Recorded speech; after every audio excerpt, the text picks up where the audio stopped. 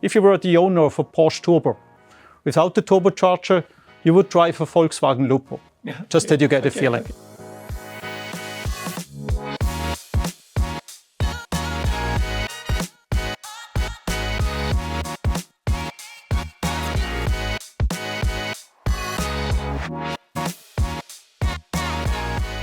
Welcome to the latest episode of Tech.Rulez.Period. Today actually in a seated fashion.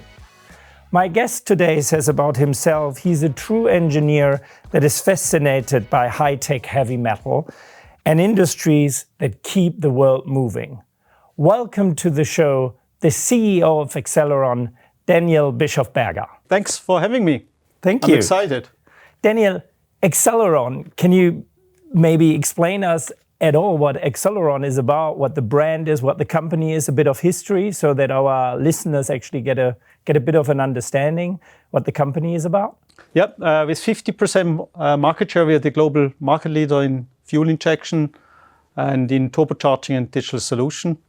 We are on large combustion engines, so not the small one. We are talking here about 1,000 horsepower to up to 100,000 horsepower. Those engines are used in marine and non-power generation. Like size of this. Yep, yeah. Correct. And you know, as the customers are more or less the engine builders and the ship owners and power plants owners. The headquarters is in Baden, here in Switzerland.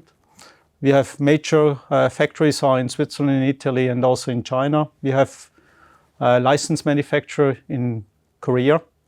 3,000 people, right. And the majority, a big portion are 500 are service engineers, so that gives you an impression that service business is core for us. We have about 190,000 turbocharger worldwide, which I call it our Fort Knox. Okay. Where we have to take care and we support our customers. And to make sure of those turbochargers worldwide, we have about 100 service stations worldwide in 50 countries. Crazy. Really impressive. As a CEO, having built this company as it stands right now, right? What were your greatest achievements, lessons learned, painful moments? Can you give our audience a bit of a view what happened over the last couple of years? Probably I would like first to tell you a little bit the story of Accelleron. Yeah, of course. I know it started in 1905. Swiss engineers more or less filed a patent for turbocharging. People might not know what is a turbocharging. In simple world, it's a ventilator for the engine. It just pushes more oxygen into the engine.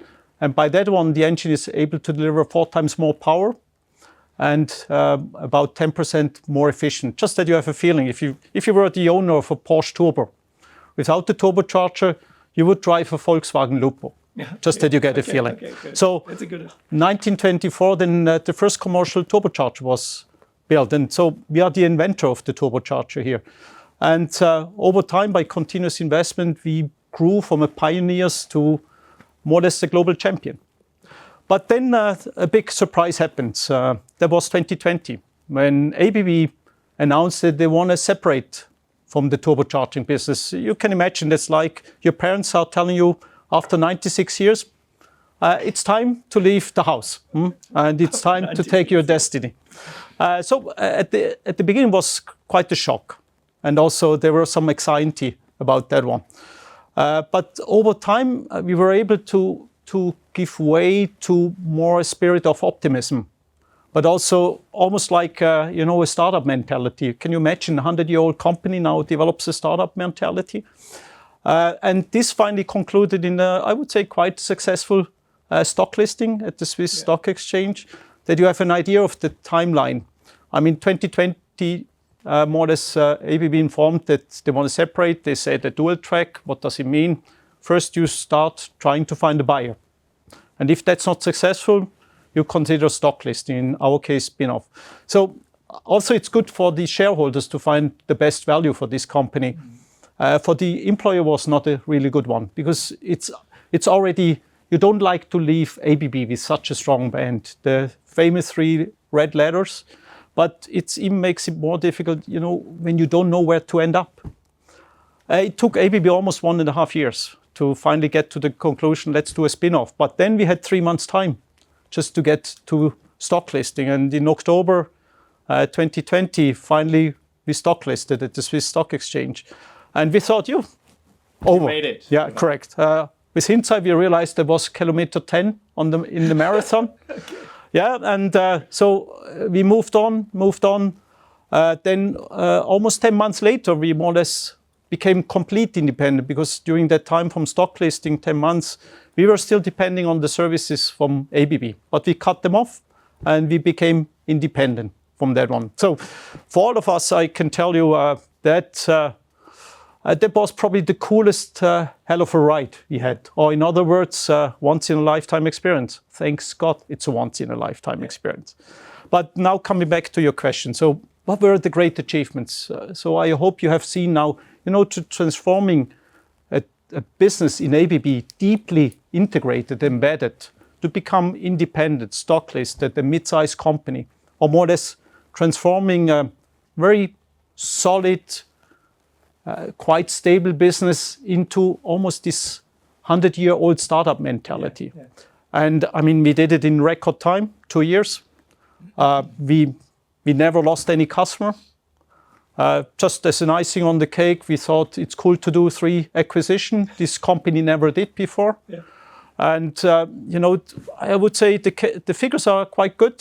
We, at the same time in these 3 years, we grew by 60% in revenues. We almost doubled our net income, and our stock price increased plus 250%. So quite good. So what were the lessons learned? I mean, this was really a huge endeavor for all of our, with all this uncertainty.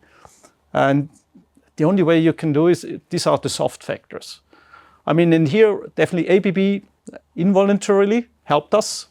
More or less, number one was the purpose. We could define our own purpose. Under ABB, when I started in ABB, it was more or less, power generation, trains, power transmission.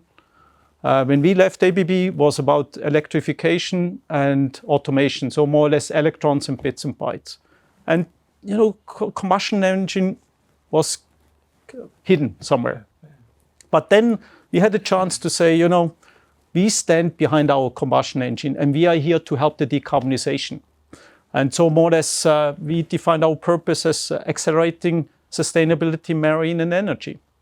And in addition, how besides that one also, ABB is a large company, more than 100,000 people. More or less a multi-dimensional matrix. Very difficult to find your own way through. A lot of controls in the US stock listed. So for us, it was about, we want to be a mid-sized company, agile. We have to get rid of this complexity, having clear responsibility, ownership, accountability. So we also define new values, about we are curious, we are entrepreneurs, we trust each other, and we go further. So, that really helped to create this spirit of a 100-year-old startup. And I would say, if you want to have such a change management, you need leadership, but you need leadership on each level, but you need trust from top down, but also from bottom up. And I think that was my lessons learned. You have to get your people behind, and it's the soft factors which drives the people. Okay, you're saying the softer things matter, but in general, if we talk, and you talk a lot about combustion engine, I mean, there's a lot of buzz around, it's all coming to an end. I would be interested, what's your view on that? Because you feel very enthusiastic about that element, yeah? So maybe share your view on the future of combustion engines. Oh, really a great question. When we had first discussion with investors, the first thing they said, why the hell do you go stock listing? I mean, you have another 10 years, then you are history. You're riding to the sunset. I had to explain them a little the story. A large merchant marine, a large container ship from Shanghai to Europe. The energy it needs to store, if it would run just on battery and electrical, the battery would be 200,000 tons. The freight capacity of the ship is 150,000 tons. So I don't want to explain you what that means. So no, the way forward, combustion engines are here to stay because it's one of these industries that's so-called hard to decarbonize. You can't decarbonize or fully decarbonize with electrification. But it's clear, they have to move ahead, and the way forward is very simple. Number one, efficiency improvement, to use less fossil fuel. Then intermediate, there will be so-called transition fuels. That means, for example, natural gas. It's not perfect, but 30% less CO2. Also biofuel. But the long run would be synthetic fuel. Synthetic fuel means hydrogen produced from renewable electricity, and then you can process them to the fuel you would like to have. So the way forward is clear. Efficiency is everything you need, and turbocharger is efficiency, because the new fuels will be at least 3 times more expensive than fossil fuel. But I think it's a good time. We have to be more careful with the resources we use on this planet. Very good view, and very easy to understand your view. I mean, this format is also is called Tech.Rulez.Period. I know that technology was also a key, or is a key driver of your thinking as a CEO, but also for making Accelleron so successful. Can you maybe share for our listeners what technology for you means and how it made your journey so successul? Look, for us, I mean, we would not be so successful just by copying things. Technology is everything. Innovation is important. As I said, we're investing 6 to 7% of our revenues in R&D. If you go now, and technology is not only on the hardware side, it's also digital, IT, AI, and so on. But you know, this stock listing or this separation from ABB was also a huge challenge for us, because you have to imagine we were deeply embedded into ABB, and to become standalone, you had to build up a lot of new things. The operations were ours. You know, we had our own sales factory, R&D, and so on. But all the functions, HR, IT, finance, we more or less had to reinvent half of the company. Yeah. And the internal project name was, by the way, Tornado. I guess the name speaks for itself. Yeah. So, by building that up, we had to get new service provider on board. We had to hire 130 people just to provide all the services that were provided by global shared services from ABB. We also had to bring new tools online. Just that you get a feeling, we had about 70 transformation projects just to make it done. And, you know, they were not nice in sequence. They were parallel, interdependent. And all in all, you know, the cost for separating and building up all this capability, $180 million in 3 years. And you know, it's not only the money, but you have to work for spending $180 million. Yeah. So you really got a good understanding what it means to really separate and what it needs to build up. So this was really a huge undertaking for all of us. Okay. You just mentioned artificial intelligence, so AI. What's your view on that particular technology, and from a general point of view, technology in the future and how it impacts Accelleron? Look, AI, I'm definitely not a digital native. Yeah. And your product is quite traditional. Correct. Pretty hardware. Yeah, pretty hardware. But I mean, number one, we have AI in all our products. I mean, when you talk about our fuel injectors or turbocharger, they are digitally enabled. We can get real life data, okay, high frequency data. And why do we need it? Because our products are more or less 30 years in service. So it's about keeping all the data, moving to service paid by the hour, getting condition-based maintenance, predictive maintenance. And we even have a solution which is called software as a service, vessel performance. Mm-hmm. There's a lot of AI, but on the AI, one thing you have to be aware, AI is about correlation. But in the real world, you want to have causality. So what we normally do is the AI does all the homework, and then what we have is the expert in the loop. Before we give any data or information to our customer, we make sure it makes sense, because correlation doesn't mean physics. Physics is about causality. We don't want to be responsible that, 24,000 container ship is somewhere in the ocean is asking for help. Yeah. But we also have started about 2 years ago what we call AI program. It's really cool. And this has more or less 3 pillars. It's about the tools we want to use. And it's also a kind of democratizing AI for our people. So make them, that they use AI.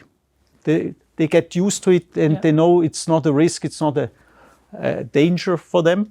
it's cool to use it. It will be a great supporter, and also finding use case. And the more the people know what AI can do, the more they will come back with the good ideas where we should use AI in our processes. And also to make it more common, we also have what we call data citizen initiatives, where we have the citizen developer, the AI citizen, the data citizen. So we empower our people to not only use it, but also to develop the AI. And I'm really, it's cool. And we just had, I think 3 months ago, we asked more or less the Gen Z people, the EC, train us a little bit on AI, show us the use case. And I tell you, if people believe Gen Z cannot be motivated, they were highly motivated, drive really a lot of the AI stuff, because you don't want to have the non-digital native running the AI. Yeah. Okay.